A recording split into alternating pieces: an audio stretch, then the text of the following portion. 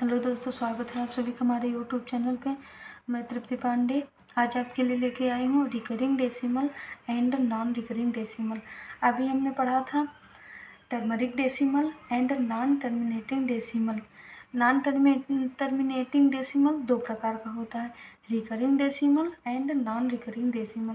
तो आइए चलिए देखते हैं what is the definition of recurring decimal. Recurring decimal किसे कहते हैं? Recurring decimal, a decimal function in which a figure group of figures is repeated indefinitely, as in 0.00, 0.666 or as in 1.851, 851, 851। मतलब अनंत तक कोई नंबर रिपीट होते जाए, दोहराते जाए, रिपीट होते जाए, लेकिन अनंत तक उसका कोई अंत न हो, अशांत। रिकरिंग डेसिमल अशांत में ही आता है, नॉन टर्मिनेटिंग डेसिमल में तो उसका कोई अंत नहीं रहेगा, लेकिन वो रिपीट करते जाएगा, अनंत तक रिपीट करते जाएगा, उसी को कहते हैं रिकरिंग डेसिमल। आइए आपको एग्जाम्पल के थ्रू समझाते हैं।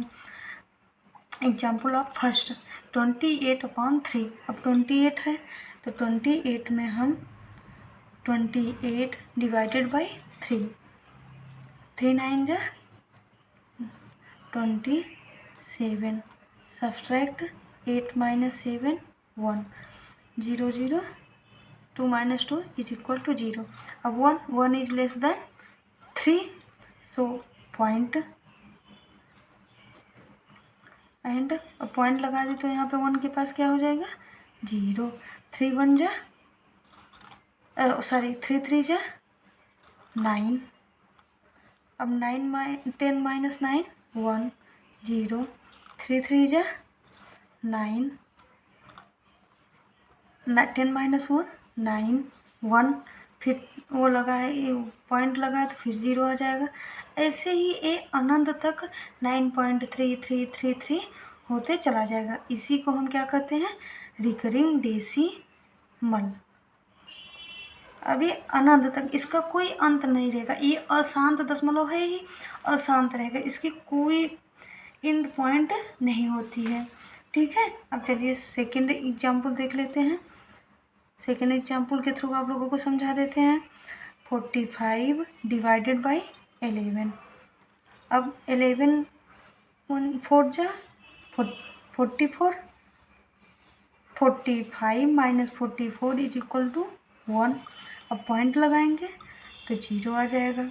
अब 10 इज लेस दैन 11, सो 0 लगाएंगे यहाँ पे एंड नेक्स्ट 0 आ जाएगा। पॉइंट लगाए हैं तो ऑटोमेटिकली 0 एक और ऐड हो जाएगा। अब 11 का टेबल हम 9 टाइम पढ़ेंगे तो कितना आ जाएगा 99। अब 100 - 99, 10 - 12 लेंगे 10 हो जाएगा। 10 - 9 1 एंड 9 - 9 0, 1 आ गया। अब फिर 0 लेंगे, फिर 10 इज लेस दैन 11 तो फिर यहाँ पे 0 करेंगे, फिर 0 आ जाएगा। 11 फिर 9 टाइम पड़ जाएगा। अब 9 मल्टीप्लिकेटेड बाई 11 इज इक्वल टू 99। अब 100 - 99 इज इक्वल टू 1। सो ऐसे ही ये भी रिपीट होते चले जाएगा अनंत तक, इसके जिसका कोई अंत नहीं रहेगा। सो 45/11 इज इक्वल टू 4.0909 इंडिफिनिटली तक, इसकी कोई अंत नहीं, अनंत सीमा तक ये चला जाएगा। ठीक है, अब चलिए नेक्स्ट देख लेते हैं नॉन रिकरिंग डेसिमल। अब नॉन रिकरिंग डेसिमल किसे कहते हैं? A decimal number that continue endlessly with no group of digit repeating endless. इसका भी अंत कुछ नहीं होगा, अंत होगा नहीं करेगा, लेकिन यहाँ पे जो रिपीट कर रहा है इसमें ये रिपीट नहीं करेगा।